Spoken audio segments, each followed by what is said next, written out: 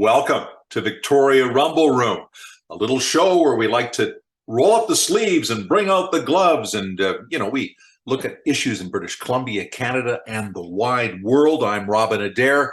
And with me, as always, my pugilistic partner in crime, known in the ring as the Croatian sensation, John Jurisic.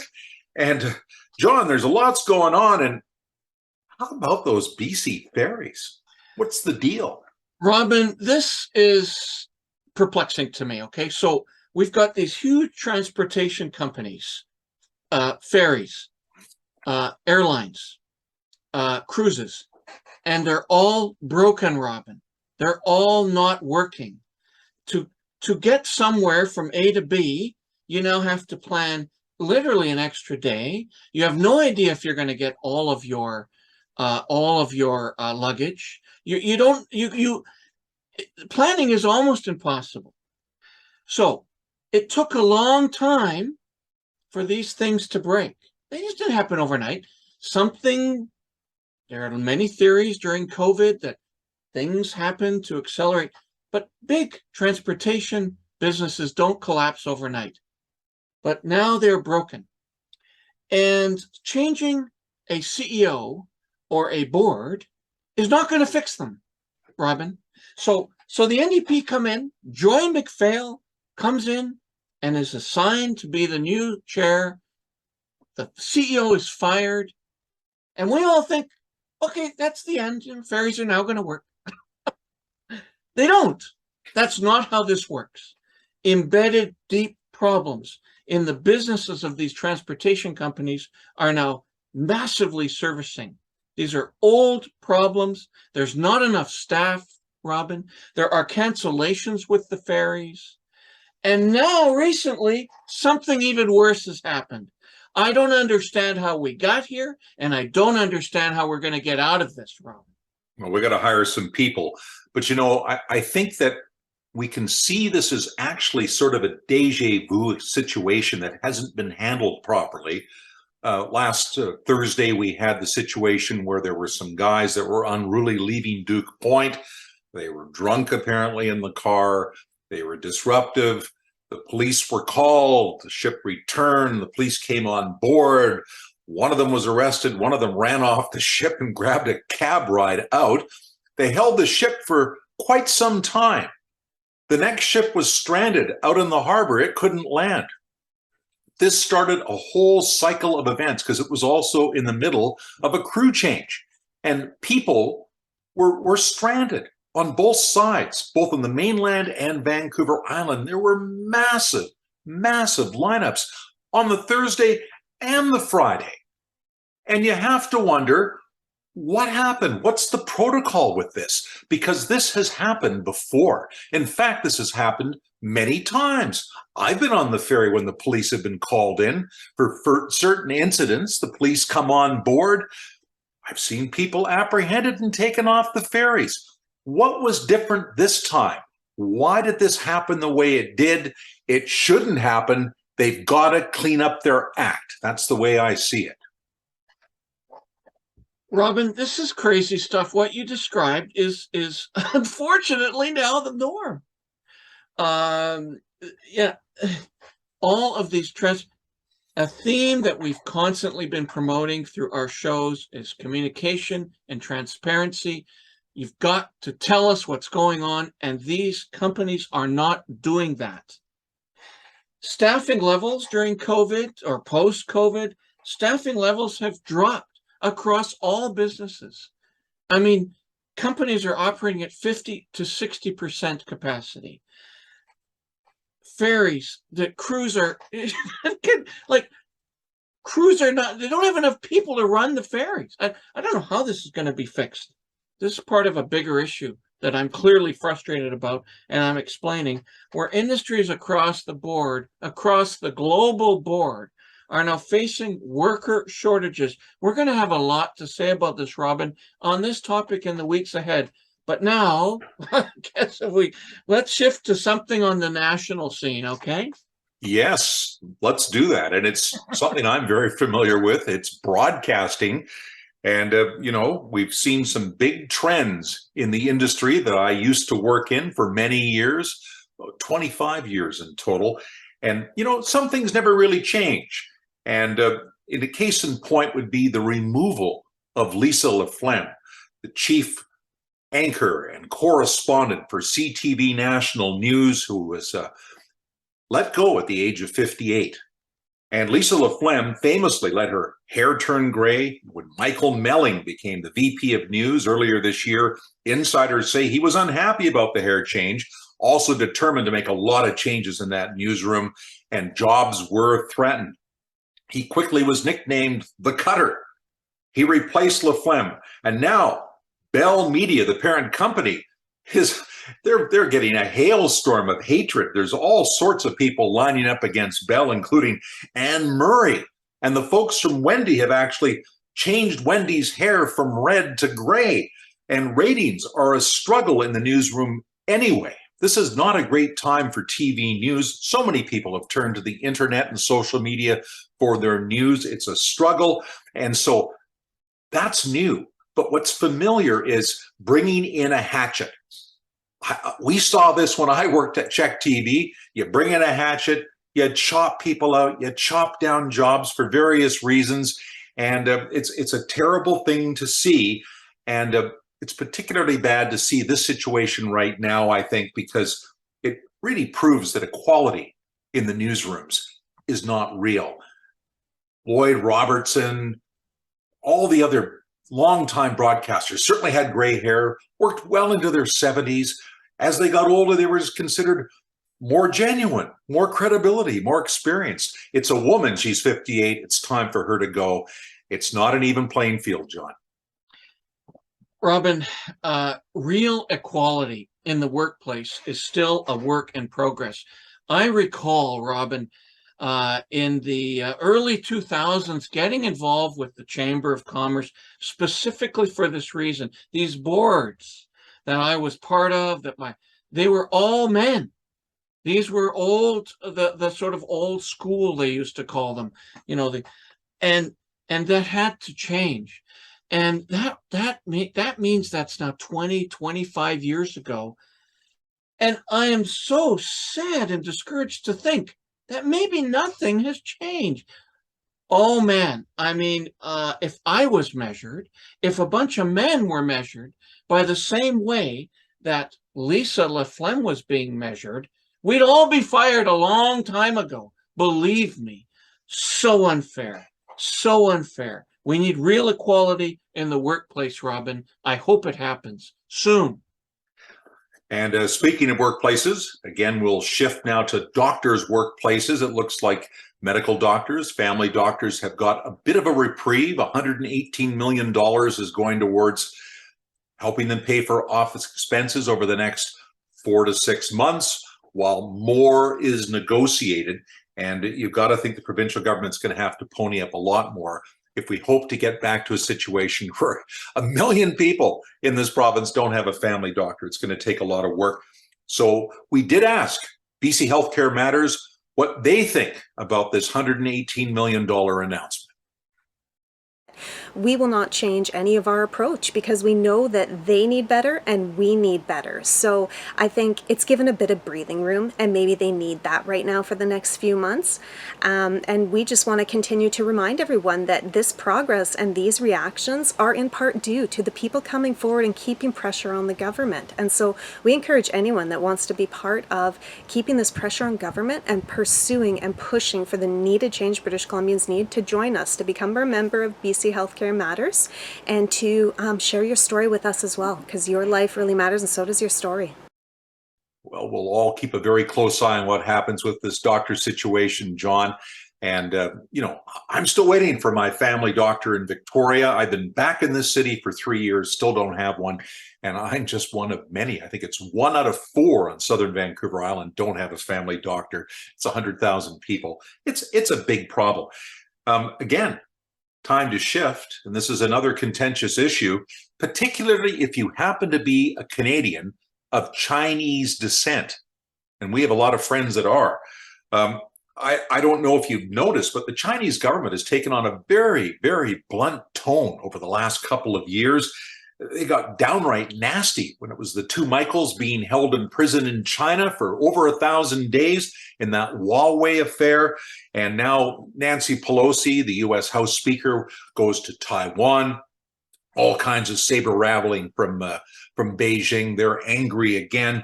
And if you want to hear the tone close up, here's the Chinese foreign minister speaking in Canada to reporters and reacting to questions they put to him about China's lack of human rights. 你的提问充满了对中国的偏见和所谓不知道从什么地方来的傲慢，我是完全不能接受。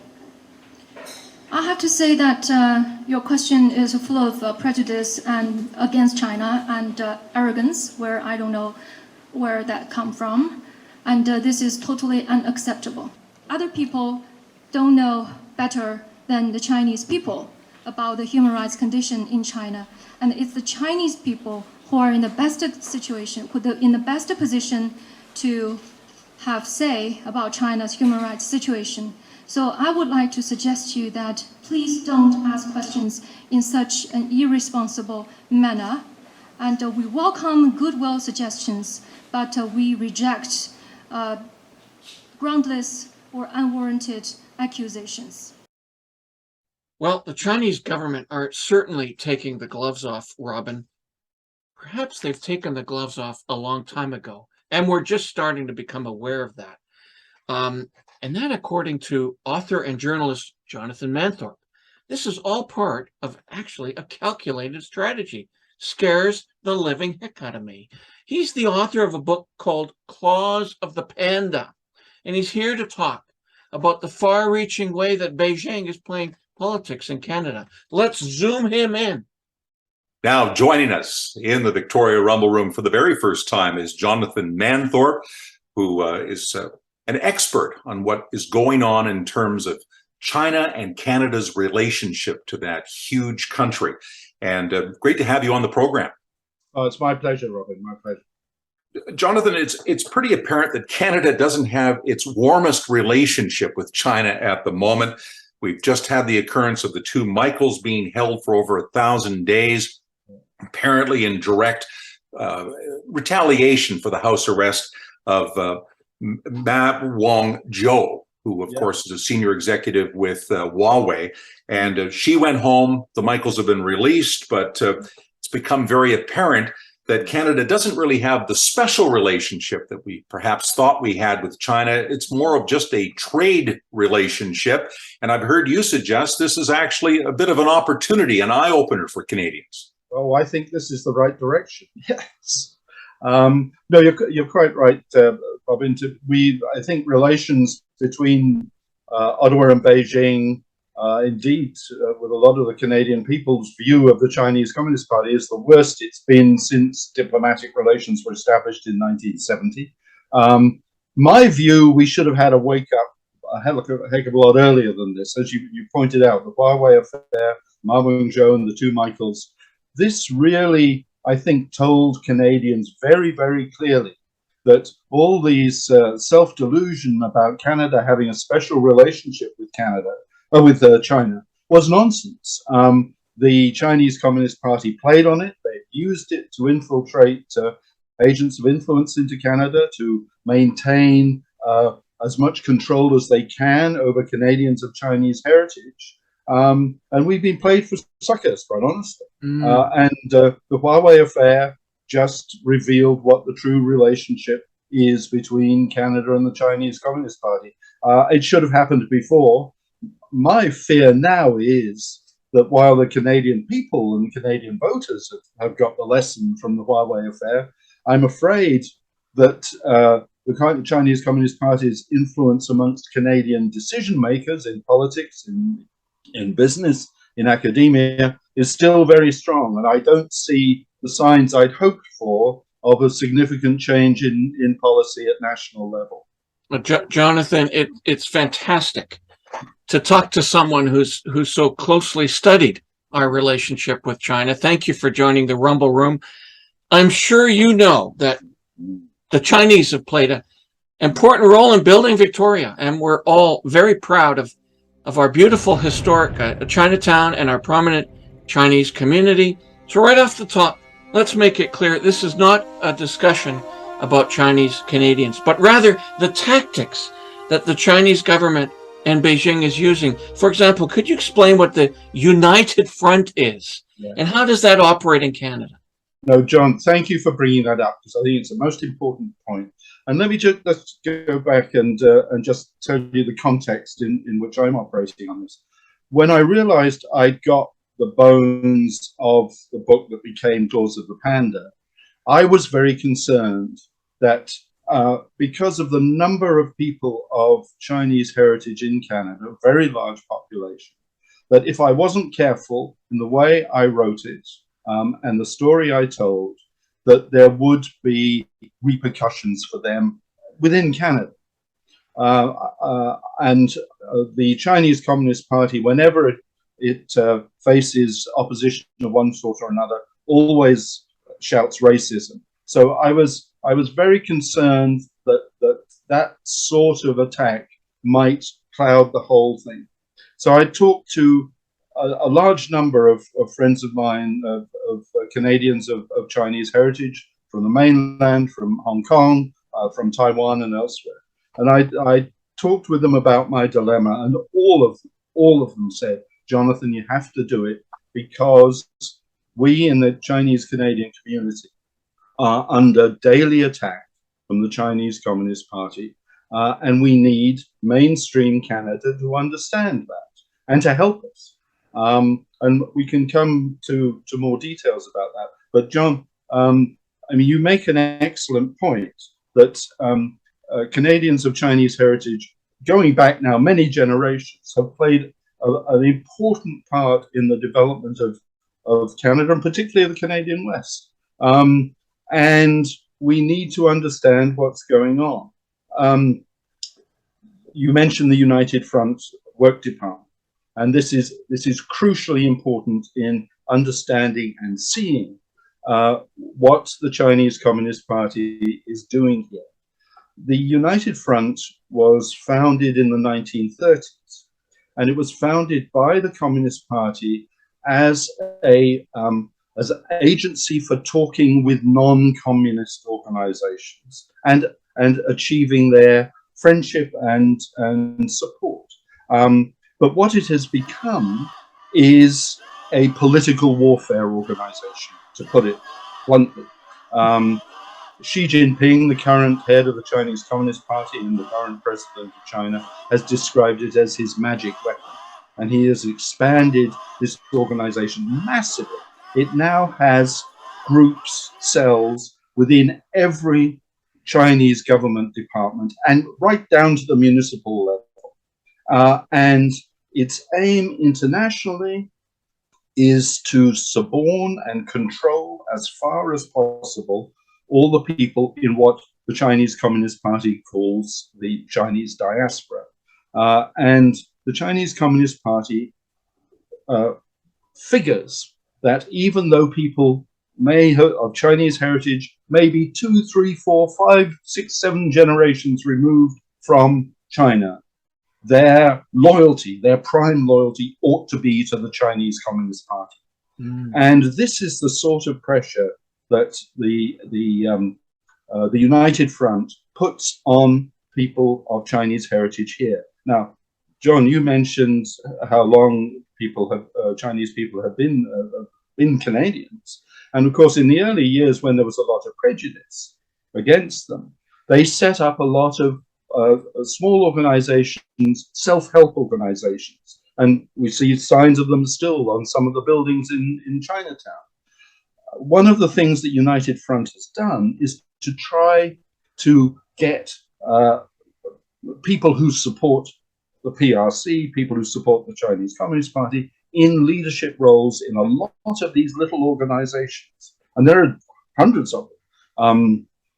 I remember a few years ago when the pro-democracy movement was at its height in Hong Kong, and there were demonstrations on the streets all the time. I mean, I'm sure you'll all remember it. It was about 3 years ago.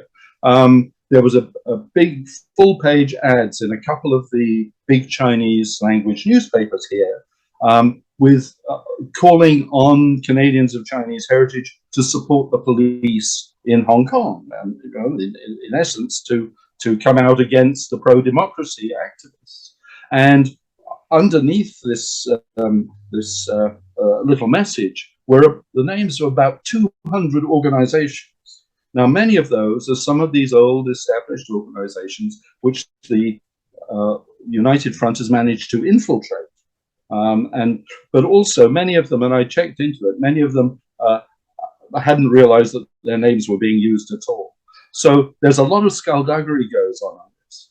And one of the major problems that the people in the Canadian Chinese community have is that one of the big victories of the United Front is that they have essentially taken over editorial control of all Chinese language media in Canada. And these big crowds of people that, I mean, I've got video I was looking at the other day for this story, huge crowds turning out as counter-protesters against the Hong Kong supporters down by... Those are students. Now, we didn't get into the Confucius Institutes in the universities. Now, the CSIS has gone around the universities and colleges and said, look, these are basically espionage outposts, these things. They have United Front people in them. They are directed by in fact, the United Front runs the Confucius Institutes. They pretend that they're part of the Ministry of Education. They're not. They're run by the United Front. And they have several purposes. One is to give a nice face to Chinese culture in the universities. Another is to control the Chinese students, for overseas students in our universities. And when they want a mob to go and demonstrate against the Hong Kong pro-democracy moves, that's where they come from. They rally, they rent a mob from amongst the students. Well, it's not rent a mob, they don't get rented. They may get a meal if they're lucky. And they're put on the streets. And the students know that the Confucius Institute has files on them, and that they can get pulled back to China at a moment's notice if they don't behave. Jonathan, fascinating. I'm simply startled by your previous outline of the United Front. I'd like to dig a little deeper into that, please. And let's turn the coin. Okay. So the United Front, obviously from the Chinese government point of view and how they've infiltrated it, that's just shocking. Robin and I have, the Canadian Chinese community in Victoria is very strong. There are leaders in our community everywhere. How are the Chinese Canadians do they even know about this United Front? Oh, yes. How are they reacting to it? Well, there are three ways, I guess, of reacting. One is to try to ignore it and just keep your head down and try and live your life, which I guess is probably what most people do, and what would be a very natural reaction for all of us under most circumstances. Another is to press back against it, which is what a lot of certainly all of the seasoned pro-democracy activists are doing. And I guess that there are some people who see an opportunity to curry favor with the Chinese Communist Party for financial gain. Let me just say about the United Front, it really has about 4 or 5 serious objectives, as I said, of which gaining some control over overseas Chinese or people of Chinese heritage is only one. The major one is to gain a relationship and influence with people like Canadian politicians, Canadian business people, Canadian academics, and all of those are to be able to forward the Chinese Communist Party's objectives here, which is to make sure that policies that the Chinese government doesn't like don't get passed in Canada, such as, for example, recognizing that Taiwan is an independent nation state, which it is and has been for a long, long time. to have a control over business. And one of the major forums through which the Chinese Communist Party exerts influence here is the Canada-China Business Council. Now, if you look at the membership of that, it is all the major banks and corporations in Canada. Sure. But I wanted to also mention that there was a time when I was working on a political campaign in Richmond, a provincial political campaign. And Richmond, as we all know in this province, is very heavily populated by Chinese immigrants and a lot of different groups. We have Taiwanese, there are recent arrivals from mainland China, and of course established people, a lot of them coming from Hong Kong. Right. And what I was told at the time is you're going to have some Chinese people get very involved, but the majority are watching WeChat all day. They're watching Chinese news. They're Canadian citizens, but they're not locked into the Canadian political system. They're locked into what's going on at home as much as they are in Canada. And as a result of that, perhaps only 22%, I think, turnout in that riding. It was two of the ridings in Richmond were the 1 and 2 lowest voter turnouts in the whole provincial election, because people, it's not that they don't care about Canada, but they're just not locked into it. And I guess I wanted to just shift then from that comment to the comment about Taiwan. We have a Taiwanese community, and Pelosi was there. It just seems to me the Chinese rhetoric's getting tougher. We have the thing in Ukraine happening, and people are very concerned about that. But Putin has been visiting in China, visiting with President Xi, and lots of saber rattling about what could happen in the near future as they watch what happened in Ukraine. Perhaps the Chinese think now is the time to go into Taiwan. What do you think? Do you think that's a lot of saber rattling and noise, or do you think there's really some real danger behind it? Well, when you get saber rattling, it's always dangerous. Always. I think actually the key element here, that there are two of them. One is the very poor state of the Chinese economy at the moment, which means that the Chinese Communist Party, whose only legitimacy and power now is the economy, they've given up. There was if you like, a philosophical, even a semi-spiritual element to communism at its height. That's gone. That went with Tiananmen Square in 1989. So really the only legitimacy and power now that the Communist Party has is the economy, and the economy is in bad shape. There's all sorts of problems going on. I don't know if you've seen the strange story of people refusing to pay their mortgages. Yes. Well, it's a complicated story, but it's a fascinating one. But the other thing is that we have the Communist Party Congress coming up in a few weeks' time. And this is a crux moment for Xi Jinping, the leader, because he wants to ditch what has become the habit of since Mao Zedong died in the mid-70s. He wants of leaders only having 2 5-year terms and then they retire. He wants to ditch that. He wants to carry on as leader. And to that end, he has been very rough. I mean, he started off when he came to power in 2012 with a massive anti-corruption drive, which got rid of a lot of his opponents. Hundreds of thousands of people were ditched from their jobs, and many worse than that. So he's got a lot of enemies. There are a lot of people who are looking for a moment to stick a knife in his back. So he has been steaming up patriotism as a way of gaining support for himself, a way of suggesting that Taiwan is under threat from the Americans and from America's allies, a way of suggesting that Taiwan, the non-possession of Taiwan remains an unfulfilled insult to China from the hundreds of years of humiliation of colonial rule and so forth. I will. Let's wait and see what happens at the party congress. I think once we've seen what happens there, we can decide how dangerous the saber rattling is. But when you get hotshots flying around in heavily armed aircraft, a few hundred meters or less from each other, it is always dangerous. I've learned so much. This is such an educating interview for me. Thank you, Jonathan Manthorpe. It's incredible to think this stuff's going on. We need to stand up for our Chinese Canadian community and our friends, especially if they're being abused or taken advantage of. We need to draw a line in the sand, Robin.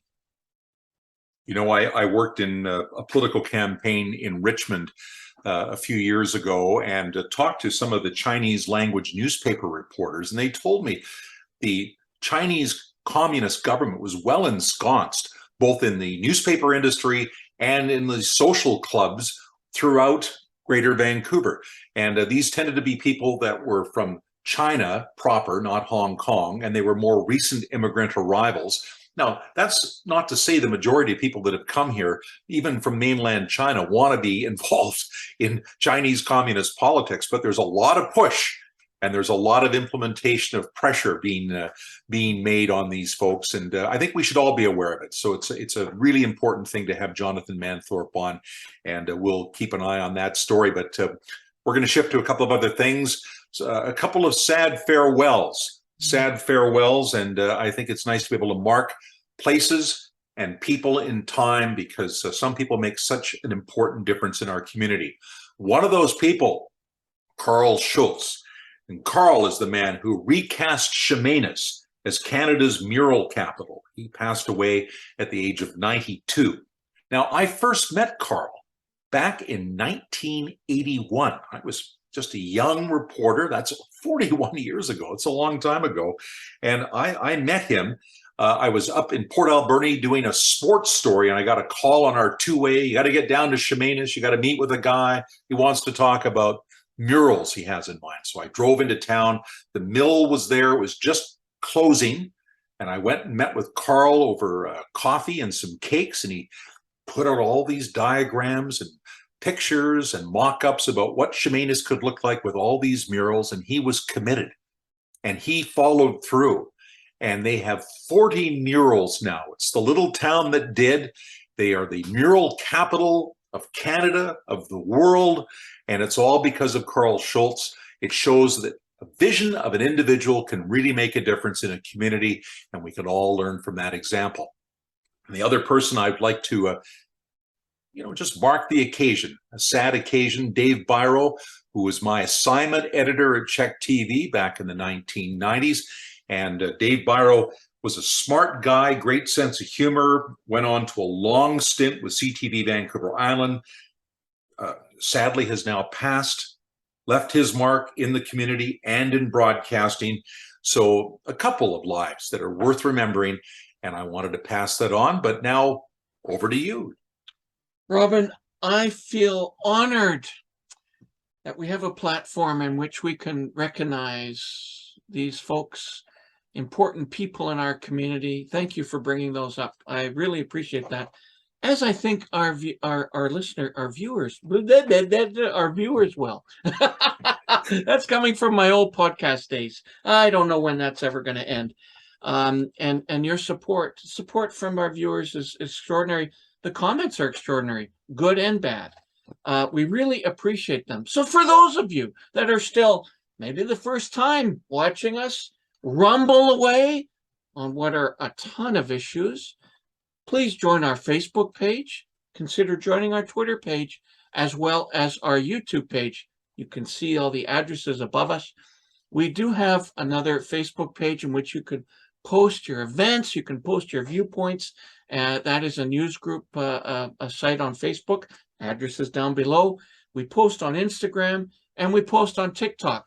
And believe it or not, to our 600,000 plus cumulative viewers, all of these platforms generate a different listener and viewer, depends on how you're looking at it, and different comments. So please go around and join all of these platforms. And I bid you a fond farewell now after this action-packed show. As I climb back in or lay down or go into my sandwich lair, I am John Jurisic. And I'm Robin Adair, just happily hanging out in my little living room, and rumble on.